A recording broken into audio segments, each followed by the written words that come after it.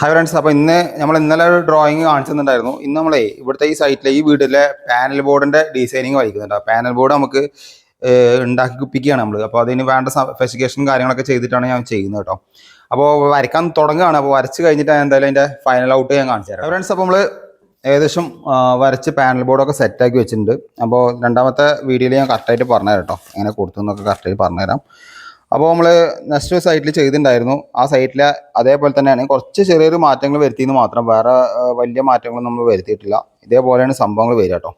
അപ്പോൾ ഇതിൽ വരുന്ന സോളാർ മീറ്റർ, ഇത് ചാമ്പറാണ് വരിക. അത് കഴിഞ്ഞ് KSEBിയുടെ മീറ്റർ, ചാമ്പർ, പിന്നെ നമ്മളെ വീടുകൾക്ക് പോകുന്ന, അതായത് ആ വീട്ടിലേക്ക് പോകുന്ന ബാക്കിയുള്ള ഈ സംഭവം ഔട്ട് ഹൗസ്, ഇലക്ട്രിക്കൽ, EV, പിന്നെ പാനൽ ബോർഡ്, റൂം എന്നുള്ളതൊക്കെയാണ് വരുന്നത് കേട്ടോ. ഇതിൻ്റെ താഴ്ഭാഗത്ത് മൊത്തം ചാമ്പറാണ് വരുന്നത്. അതിന് ചാമ്പർ കൊടുത്തിരിക്കുന്നത് എന്താ വെച്ചാൽ നമ്മൾ UG കേബിൾ ഇട്ടിരിക്കുന്നത് കംപ്ലീറ്റും.